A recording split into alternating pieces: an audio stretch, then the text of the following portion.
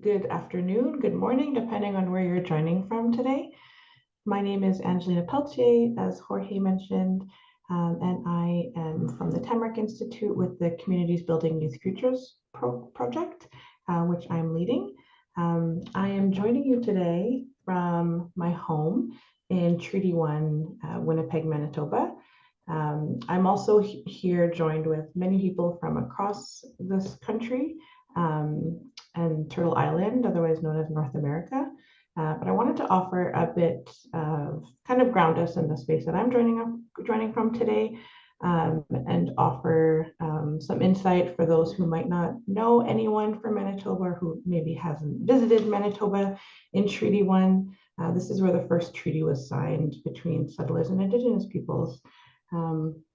So this land that I am being held by right now is traditionally the ancestral land of the Anishinaabe, the Anishinaabe, the Dakota Ayate, Dene peoples, as well as Cree. I also acknowledge that Manitoba is the homeland of the Red River Métis Nation, of which I'm a proud member of. I also wanted to acknowledge some newer, maybe more contextual information about the land where I am in Treaty 1. So for those who follow the news, you may have heard that, I think it was about a week and a half ago, there was a new project announced with the federal government and the province of Manitoba, and it's called the Red Dress Alert System. So you may have heard of the Amber Alert. If a young person goes missing, you'll get a message on your phone and it'll tell you that there's a child missing and to be on the lookout and offer information. So in Manitoba, it was announced last week that the federal government and the provincial government are implementing a red dress alert system starting here in Manitoba, which will really go a long way to address the epidemic around missing and murdered Indigenous women, girls, and Two-Spirits. I'm also wearing these red dress earrings. My friend Aaliyah had commented on them earlier. So if you're interested in where these earrings are from, send me a message. I can put the info in the chat as well. But I wanted to offer a bit of context around the epidemic of MMIWG2S, their missing and murdered Indigenous relatives.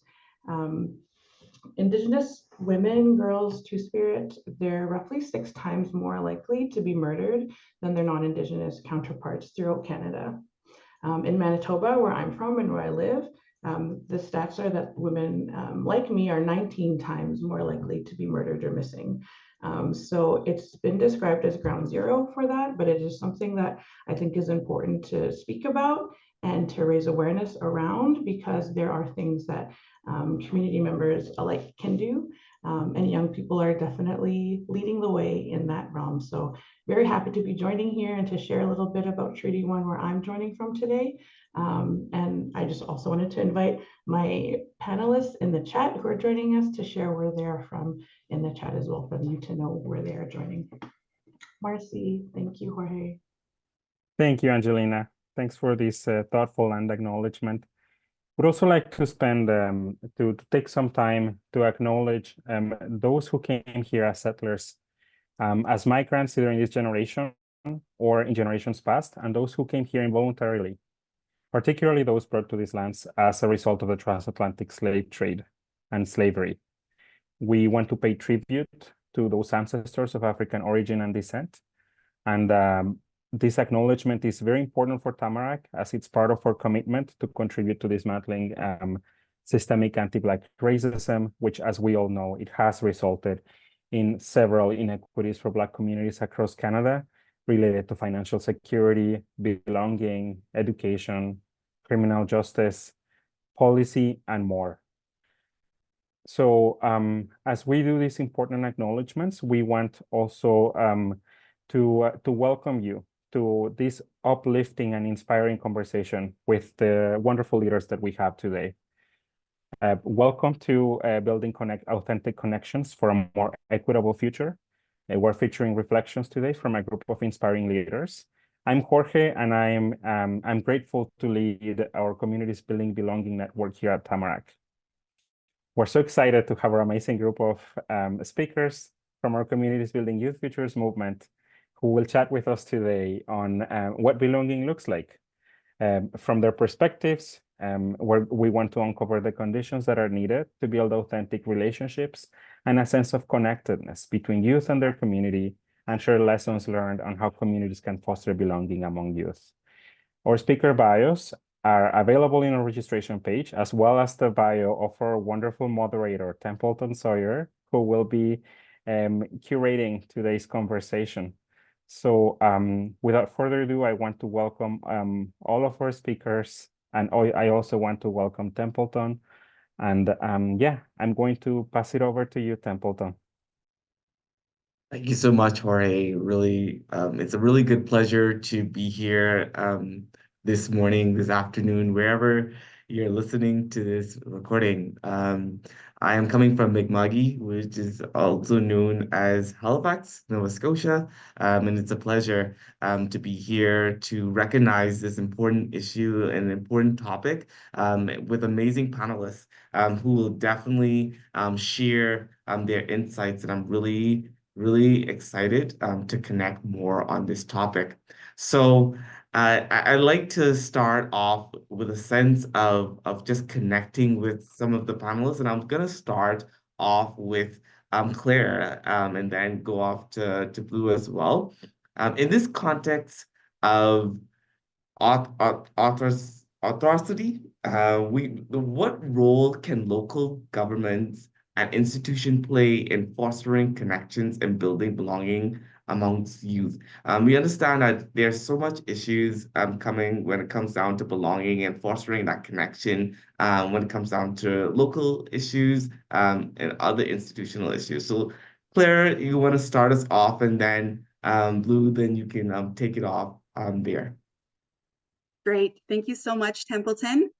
Hello and good morning, everyone. My name is Clairice Tuckanow, and I am a Métis Cree woman from the Okinees First Nation, and I'm calling in today from Regina, Saskatchewan. So today I'm going to talk about austerity and what that means in the context of youth belonging and how our local governments can play a part in that.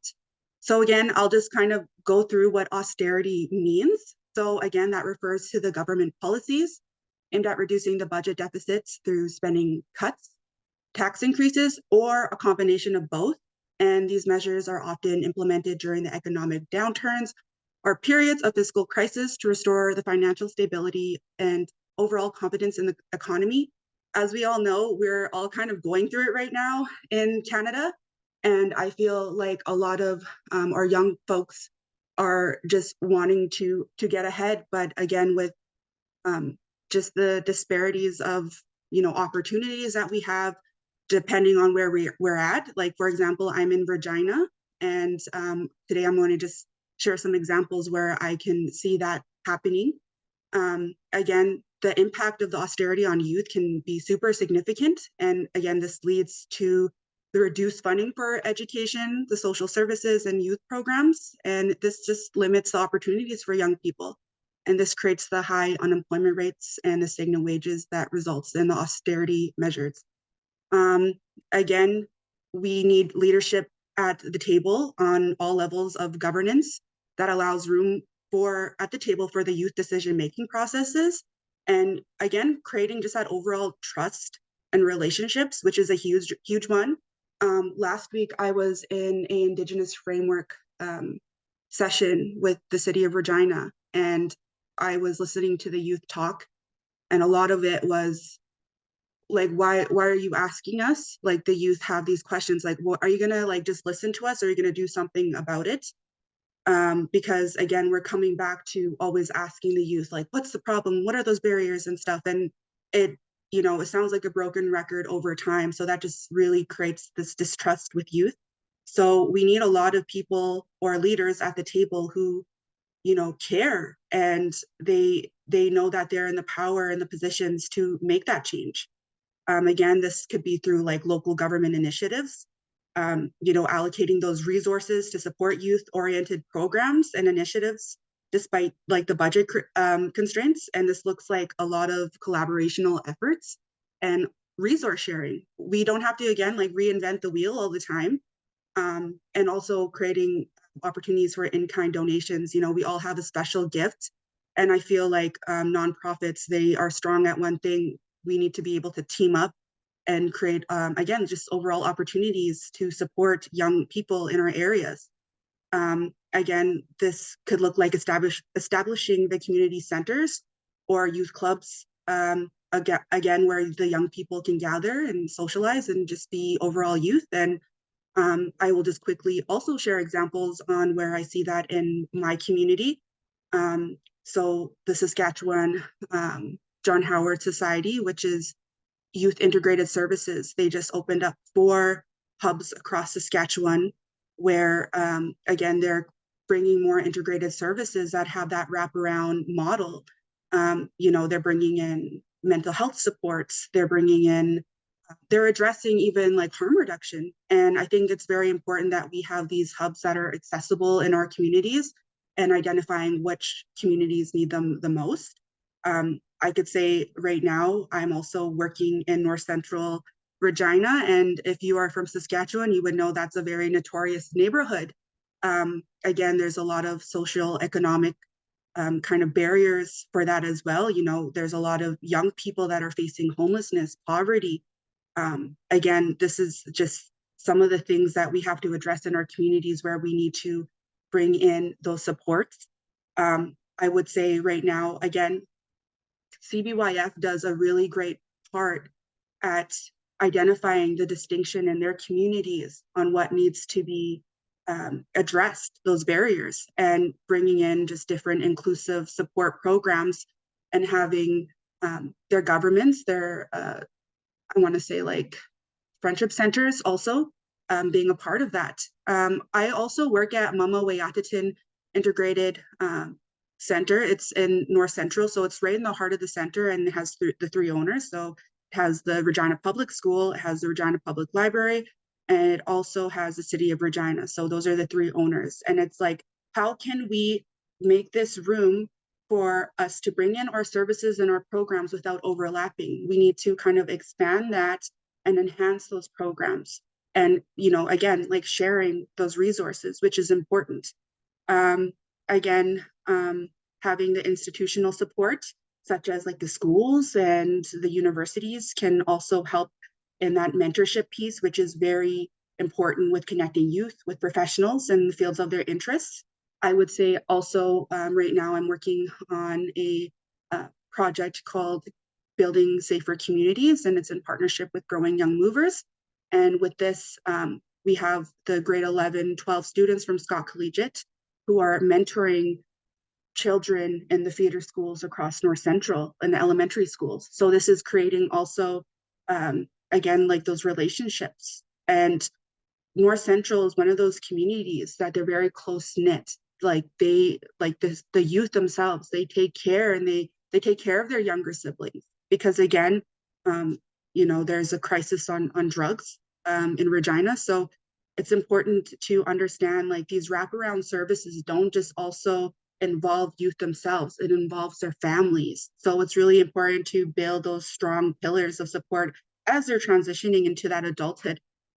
So again, like having mentor-based programming is super important. And this could look like in any kind of way, like hackathons. I know the university in Regina here, we do a lot of different summer camps for our youth, and a lot of them are cost efficient, which is also a very important thing, is having people that are willing to volunteer, also having more access to, I guess, like online events such as this, like a webinar. And also I could say Tamarack does an awesome job at creating more opportunities for young folks to learn those learning skills, such as facilitating, which is amazing. And, again, youth that are working alongside with CBYF, they can access that, which is just, again, we're creating these ripple effects and we're turning around kind of, those barriers, especially for Indigenous folks, that intergenerational like trauma and the things that came from that, we're turning it around to like have a wealth of knowledge, which is amazing. So I see a lot of even online storytelling events. That's one way we can create this wellness and the sense of belonging and identity for youth. So again, also the community involvement. I could also say like the grassroots initiatives. I feel like, again, like CBYF, we were able to create a lot of great initiatives that looked at things in a very innovative way. And why was that? Is because you allowed the youth to lead it, which is just brilliant. Again, having support from leaders. Again, and this could be like just in our own community. It could just take a couple of adult allies that are passionate about changing youth lives, which is super encouraging to see that more often in our societies. Another huge important aspect to all of this is measuring the impact. So, you know, again, seeing the effectiveness of these initiatives and fostering those connections to building that belonging for among youth. So again, like regular feedback, seeing what's working, seeing what's not. Again, so that's kind of the things we could do in that context is, you know, having our local government, the institutional support, utilizing like those different ways, such as like technology and the involvement of community. And again, like what those long-term effects really look like when we're supporting the youth is, again, the resilience, creating resilience, you know, again, economic growth and the overall health and well-being for the young people at an earlier age. And, you know, this leads to healthier lifestyles. And again, it's creating a legacy for the young people, not just in Regina, but across the country, to know that, you know, you're being supported by the government. And this also creates that long-term sustainability as well. So I think for local governments, it's so important that they're investing in youth, the education, and the well-being, and this all contributes to fostering that beautiful cycle of prosperity. And again, this is benefiting for our future generations. Again, my name is Clairice Tuckanow, and I will pass it over to you, Templeton. Thank you. Resilience, and the storytelling, the creative aspects, the relationship building. These are key nuggets that I'm hearing. Clarice, thank you so much for sharing that. I feel like that I feel that 100%, and we definitely need all of that. And it requires the word action, and I feel like we have to unpack that on another webinar on what does action mean when connecting with community and building these belonging areas of storytelling. So thank you so much. Blue, I would love to hear your thoughts on this. So go ahead. Well then, Claire, you said it really, really well, and I loved hearing your ideas and sharing your thoughts. Hi, everyone. Good morning. My name is Blue Vetsch. I use they, them pronouns. I am coming from Treaty 8 territory up in Grand Prairie, Alberta. For those who may not know what CBYF is, it stands for Community Building Youth Futures. How I like to describe the initiative was that we were here to assess, acknowledge, and then help break down systemic barriers between the education and employment systems. But obviously systems change is very, very broad. And when you look at it from, for example, a municipality level or a federal level or even a provincial level, there are a lot of different avenues that you have to travel down in order to actually access that systems change. It is a long, grueling process, and youth is at the heart of it as they are our future. So I would also like to just touch on a little bit of what Claire said. Like fostering that connection and that trust with our youth is definitely something that we would have to look at, as trust is one of the main building blocks of actually obtaining sustainability. We had actually one of our youth hubs here in Grand Prairie. It is called Kickstand, and they received some very generous funding. And they're also doing somewhat of what the John Howard Society in Saskatchewan is doing. So we actually have a youth hub where we can bring mental health supports or like employment supports for youth to actually come in and help support them on that level, whether it's resume building or just access to different areas and avenues. But something else I find really, really important is the access of funding, because a lot of youth are struggling with financial barriers at the moment.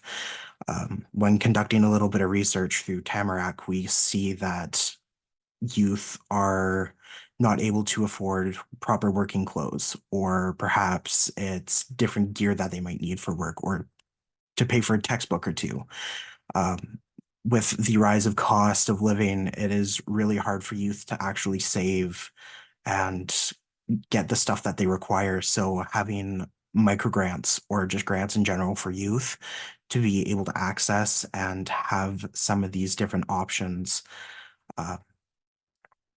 is essential. And through our initiative, we were able to essentially give over $30,000 to youth who were in need of different services. It could have been tuition, it could have been textbooks, it could have been a laptop for school, it could have been work boots or whatnot, right? So just having that there as a resource for youth to just jump onto and say, hey, I'm experiencing a barrier and I would really like if I can access some of this pool of money so that I can reach my full potential.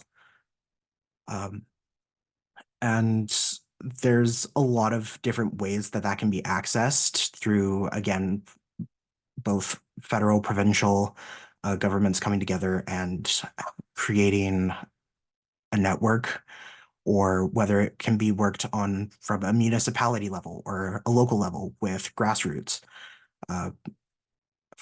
sharing ideas and knowledge with local councils, having youth be at the core. So having at least like 5 to 6 youth come in and express their opinions and just see what ideas you can leap off of is really, really beneficial. Templeton, I will give it back to you.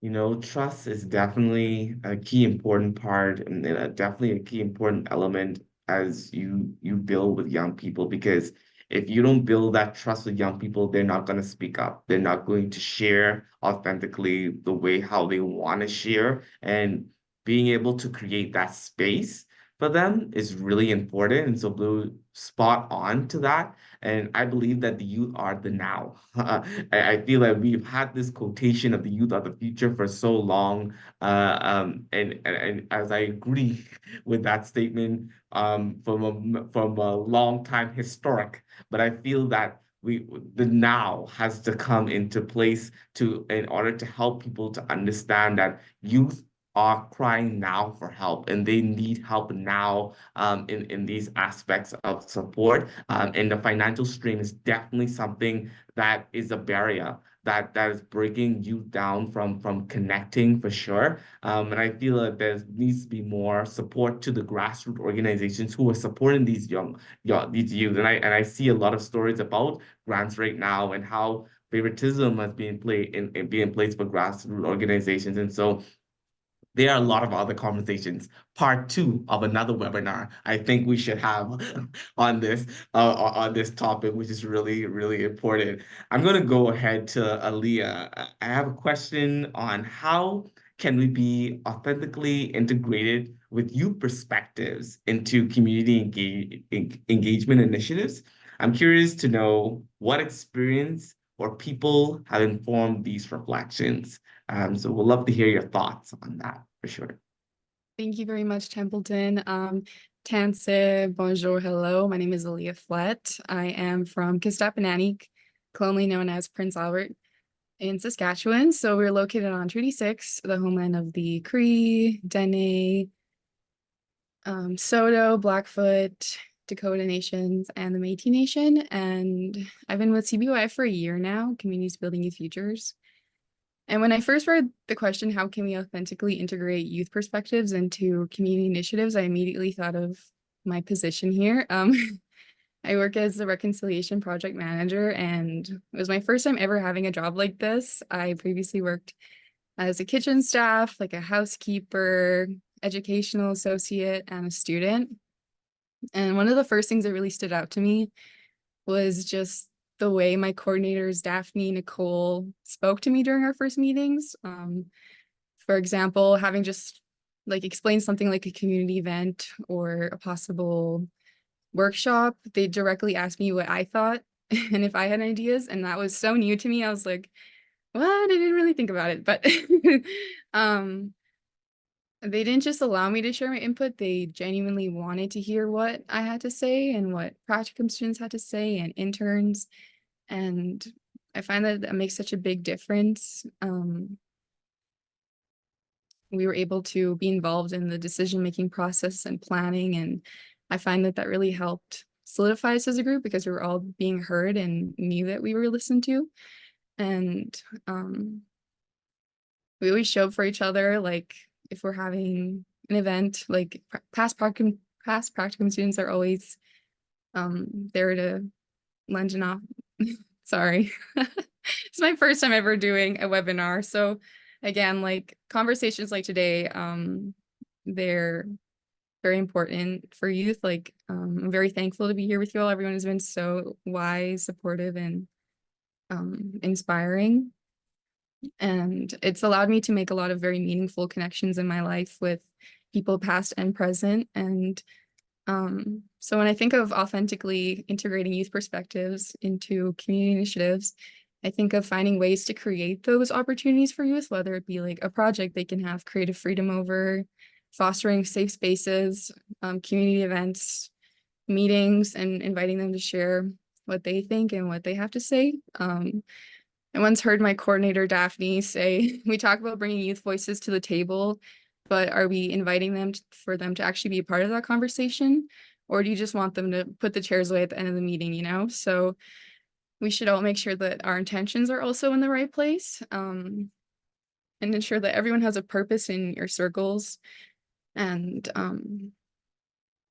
otherwise they may feel like they don't actually have a reason to be there, and that sense of belonging really starts to fade away long term. And I'd also like to make note that we should get to know and be aware of what's important to our youth at the time, and that way we are able to echo their voices when we're in positions to do so, even if they're not in the room. And that starts with educating ourselves, checking our biases, holding ourselves accountable, and especially during a time where students all over Canada and the United States are leading peaceful protests and are being met with violent interventions from oppressive colonial systems to silence their voices. And I know that youth is our future and our now, but we are also that now and that future. So what we say and do will always matter, whether we think it or not.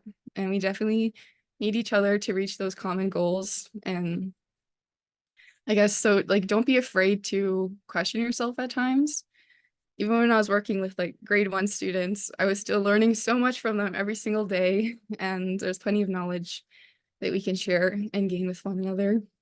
So I'll pass it back to you, Templeton. Thank you. Yeah, this is so important. I'm steaming inside about the table and how that table is crafted. I feel that it's really important to take a look at the table that you're creating for these young people, looking at just describing that table. Should that table be outside where you're welcoming people? Should that table be at the beach? Should that table should not be historically in just in a room where there's like a boardroom setting and stuff like that. Young people love energizing energy in different spaces. And so when you're thinking about that, I totally agree. It's the table that you create for them, but also it's the crafting of how you're setting that table up, and thinking about that. So Leah, thank you so much for that. And I really do appreciate your thoughts. And yeah, you're doing a great job with your responses. So yeah, awesome, awesome on that. Jelise, I've seen a lot of where you come in the communication lens, and how you bring a lot of knowledge in this area. In an instantaneous media environment that fuels polarization, how can we communicate compelling narratives on youth futures, and how can a strategy for belonging amplify these narratives? I would love to hear your thoughts on that, and welcome and thank you for joining as well. Thank you, Templeton. Hello, everybody. My name is Jelise Keating. I am joining with you all from Nisagamak, also known as Sudbury, Ontario. I am grateful to be here, and Nisagamak means the joining of the meeting place of roads. And I think that's what we need to do. Everything is always going to be polarized. Everyone's always going to have opposing opinions. And we need to let people know that you can have your opinion and still be in the space. A lot of the time we create these spaces and we call them safe, and they're not safe. They need to be brave spaces where youth are able to share their voice, share their opinion, and not be met with violence, not be met with gaslighting, not be met with inauthenticity. They need to know that even when they're being who they are, they don't have to leave the spaces where they go. It's important for us to look at this instantaneous media. Social media is thriving, and actually put our voices in there and be the weird ones that go into that space and say, hey, what about the middle line? What about not knowing all the information? What about wanting to learn more? There's not only one side to every story, there's always two. And there's all these lived experiences that are tangled into everything that we do and everything that we say. And we really need to think about how we can join in instead of avoiding being within the media environment, how we can bring voices that have that lived experience into that environment and share with curiosity. Exactly. Leading with curiosity and leading with heart, not just mind, not just words, but heart and action. When we become a part of the conversation, when we can actually get to being the conversation. All these polarized views are always going to exist. So how do we become the forefront of the conversation? How do we make space or create the spaces that are necessary for youth and the narratives of youth futures and put them at the front?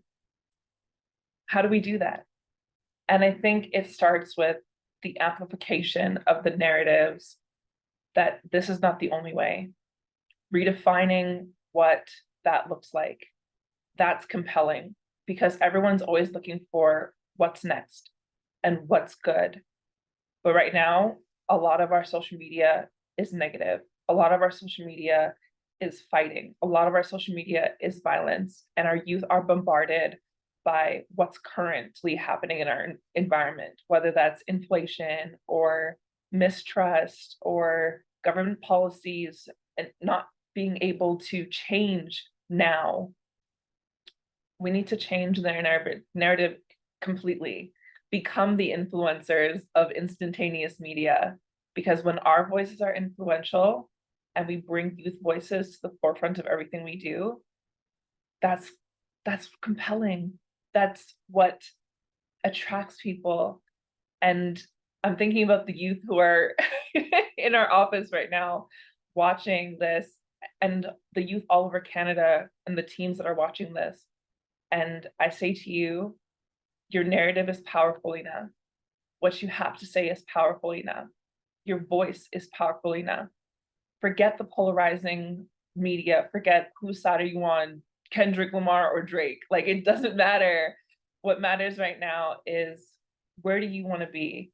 Where do you want to stand? And what do you want others to stand on as well? Because everyone wants to stand on business, but whose business are you standing on? Wow. I would say, whoo, in the background just now. That is so important. That is, Jelise, thank you so much for sharing that.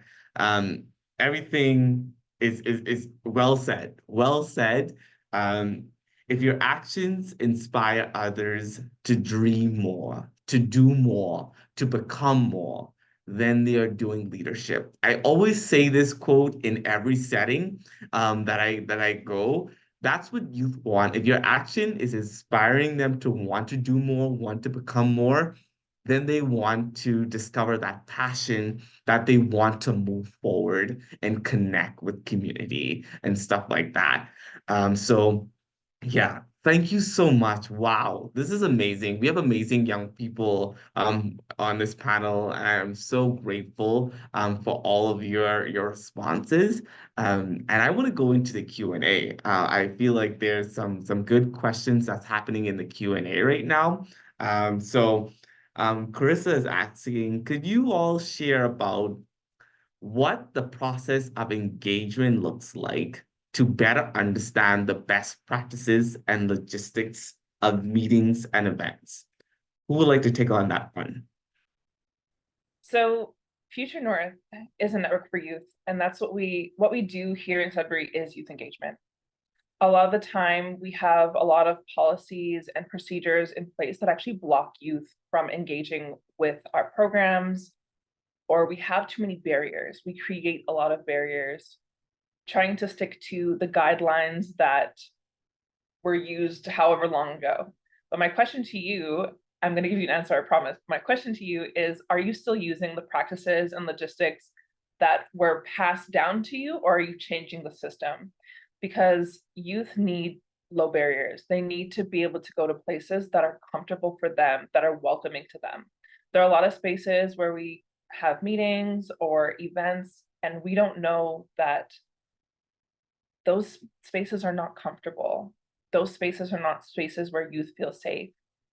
And so the process of engagement can look different. Use social media. Don't ever be afraid of social media. Go out into the community, meet youth where they are, get a better understanding of what they want to see out of events, out of meetings, what that looks like. Do they need that open space, a place where they can give constant feedback? Or is it that they just want informal gatherings, whether it be a coffee shop or the beach or a picnic that they're just invited to? The system is forever changing. Break down all the barriers that used to exist and create something new, and always have youth voices a part of it. And that's how we start the process of engagement. I hope I answered your question. Thank you so much for that, Jelise. Does anyone else want to respond? No, we're good. Oh, Aaliyah? I definitely agree with Jelise 100%. At CBYF, we try our best to make sure that every activity that we're doing, our workshop, is open for registration or just drop-ins a lot of the time. And we try to break those barriers with transportation and getting people here is the main goal, and making sure that the door is always open. We always try have snacks there, and introductions are also very important. I find like that's the first thing you're walking into, and maybe you're a little nervous. So yeah, always meeting everyone with a smile and a hello, and getting to know who they are and why they're there with us today. For sure. That smile and greeting always helps to bring a room to a different setting, for sure. Nicole is asking, I'm so happy, well, she said, or they said, I'm so happy to hear Aaliyah say that she felt heard and included by her supervisor. What are some other ways that supervisors, staff, teams, etc., can keep building on that? Do you have any direct or hidden gem tips to continuing that positivity from a POV perspective? I find that in our office, everybody truly has an equal voice, and that was something that was very new to me. And even if it's just like a youth is there and we're doing something, and I'm like, oh, do you want to come with us to this meeting for the powwow, and they're just engaged and they're happy to be there, and they're like, oh, I didn't know this is what you guys are doing. So yeah, just having that space open for everybody who wants to be a part of it, and talking to one another and continuing to encourage one another, and again, showing up for each other for things that we're hosting. And yeah, it's a big part of it for sure. Awesome. Thank you so much, Aaliyah. Any other thoughts? Any other gem tips? Okay. Aaliyah, this question is also directed to you. What expertise and knowledge do you bring from your work in restaurant and service organizations to this initiative?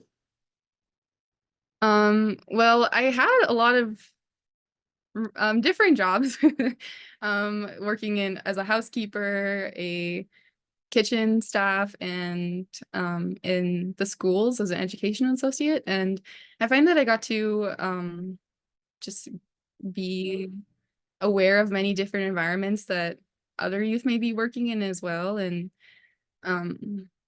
all of those jobs really helped shape me into who I am today, even housekeeping, like getting to know myself and working independently really helped me with what I'm doing here today. And like this is very new to me, so I'm happy to have those experiences working in the service industry. And yeah, they do a lot, so we should always tip your housekeepers for one. And yeah, just meeting everyone with kindness and respect and knowing what it's like out there in the wild, I guess. Thank you so much for that. I heard someone in the chat said we should give that same question to everyone on the panel. Your jobs that you had previously, how has that engaged you in the work that you're doing now? So I would love to hear thoughts. Claire, I'll start with you, then Blue, I'll start with you, and then Jelise will end with you in that order. So yeah, let's hear it. Let's hear it.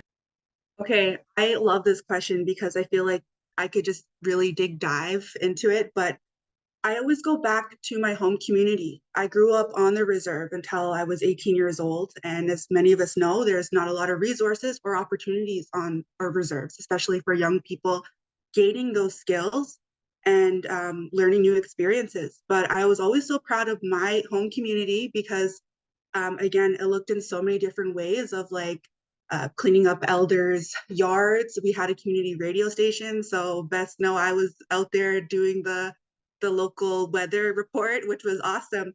But all of those experience I gained when I was younger gave me that confidence.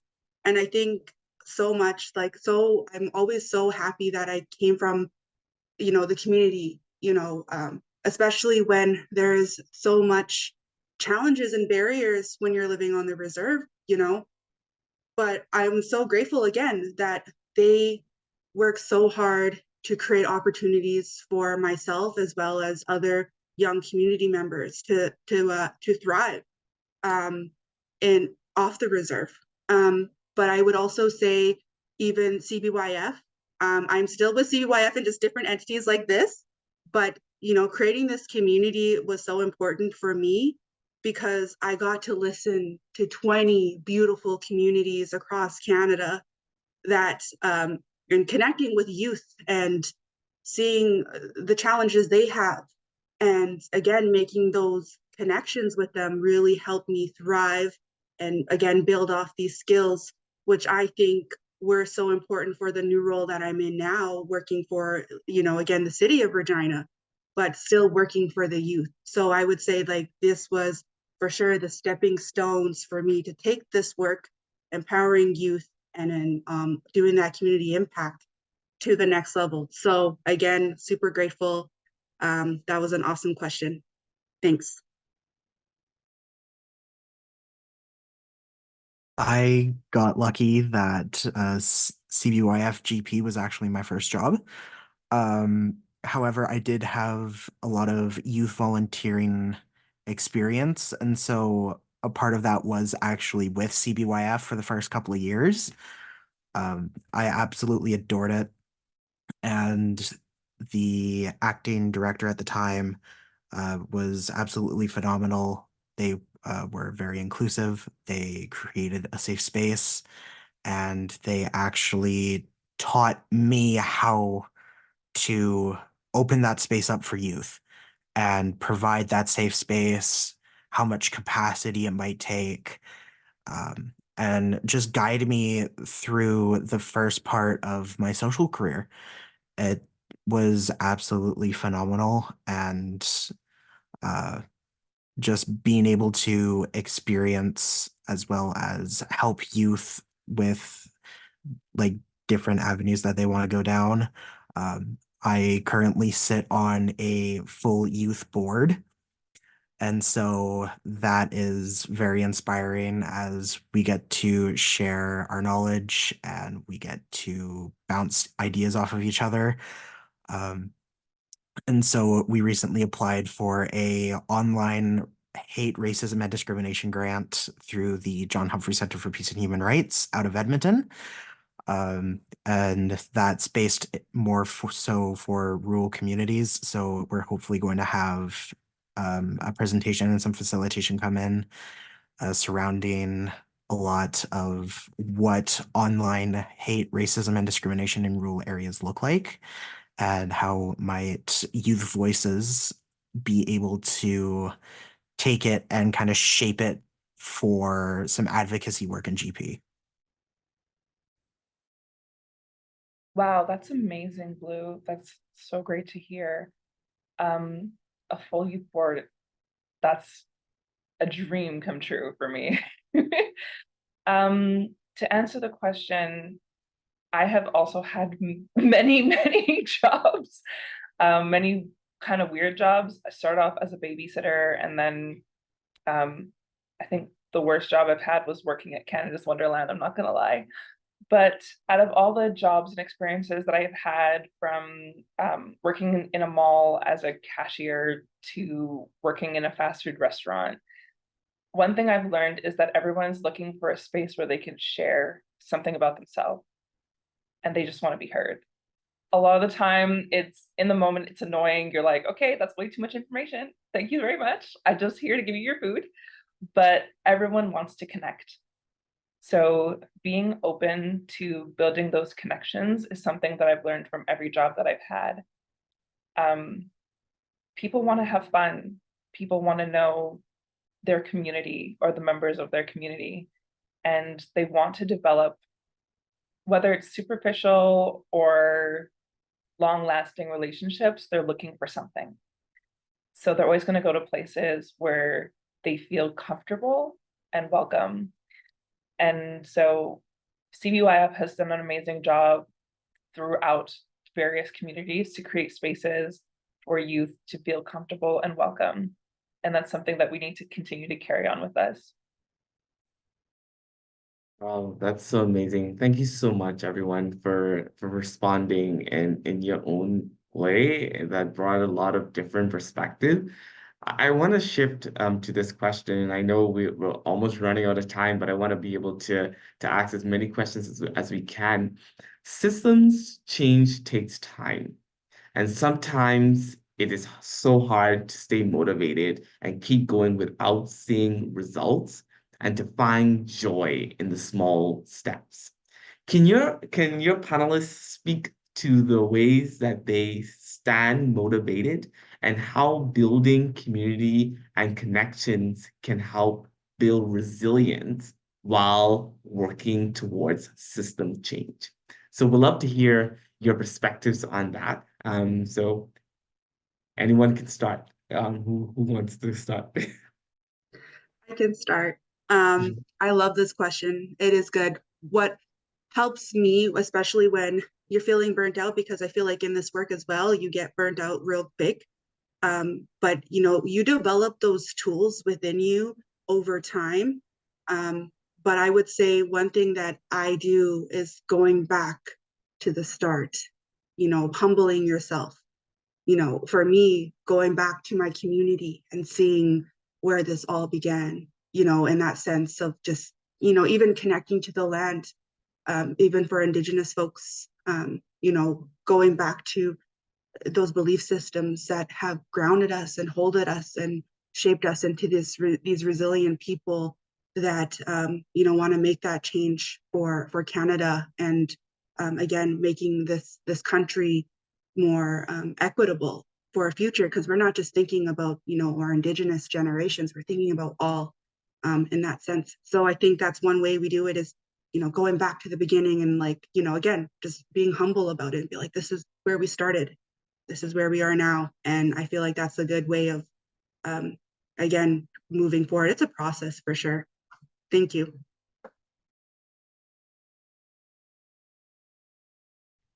Well, it's definitely a process. Go ahead, Aaliyah. Go ahead. Definitely. I agree with Claire. Like, I think about my family a lot as well. I'm originally from Cumberland House, Saskatchewan, or Kaministigo, but just seeing like how my family is right now and how my grandma's just really trying to get youth involved and to learn their culture and their languages, and I guess just surrounding myself with people who have the same goals in mind as well, like especially in meetings, and then you kind of get re-inspired again all over because you're like, there's so many people who are dedicated to this work and really are working towards seeing it thrive, and it's a good reminder that it hasn't stopped. So it's always a good thing.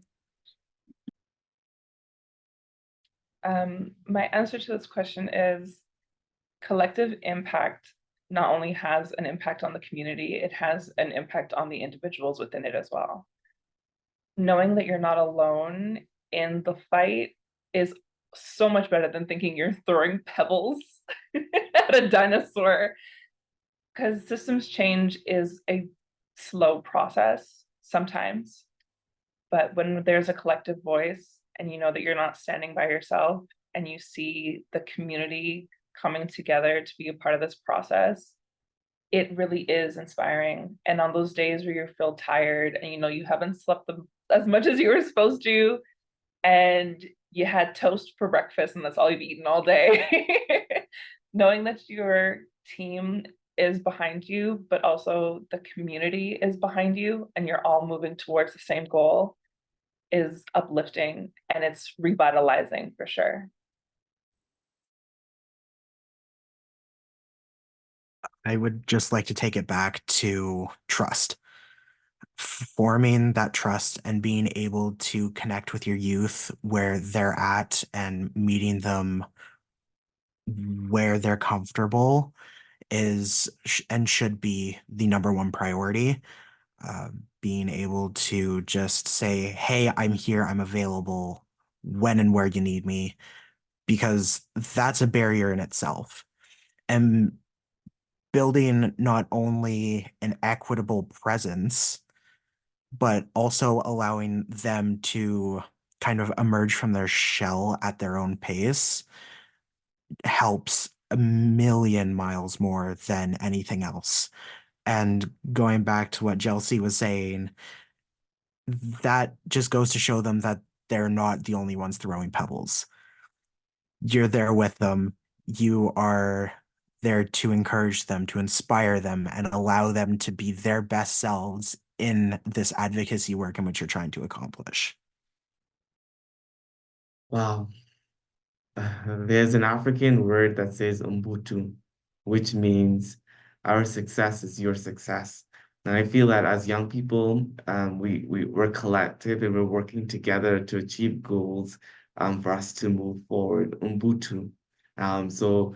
Jorge, I take this back over to you, and I thank you so much, amazing panelists, on this. Jorge, go ahead. Thank you, Templeton, and thanks everyone for sharing your wisdom with us today. So before we go, I just want to make a special announcement. So as you might have seen in our networks, we're hosting conversations this spring on what a belonging strategy could look like, a pan-Canadian strategy for belonging. And we're very excited to share that this is the very first conversation that we're having on belonging. And we wanted to put youth at the forefront of these conversations. And this is why we're hosting this conversation today in collaboration with Communities Building Youth Futures. We're going to be having more conversations on belonging throughout the months of May, June, July, and August. We're going to have these conversations in English and French. We're going to be sharing more information on that in the coming weeks. And for now, we invite you to please sign the pledge for the strategy for belonging. It's a very important movement that we're building because we want to center youth voices and we want to center everyone's voices in the conversations on well-being and the quality of life for everyone, as well as the state of the economy. There is no time to lose. We all know that belonging is central towards building stronger connections, more equitable futures, and ensuring more equitable outcomes. So please stay tuned for more updates on this work. Please join us for this growing movement, and we thank the over 440 signatories who are now walking with us on this path for building belonging. And last but not least, please stay tuned for a follow-up email with updates on events that we're going to be hosting, including our Tamarack annual event, as well as a video with stories from our amazing speakers and youth perspectives and belonging, and an article that we all wrote together on, again, on the same topic, youth and belonging. We're covering this topic through different angles, so we hope you enjoy it. And yeah, that's it for now. Thank you for joining us today, and enjoy the rest of your day.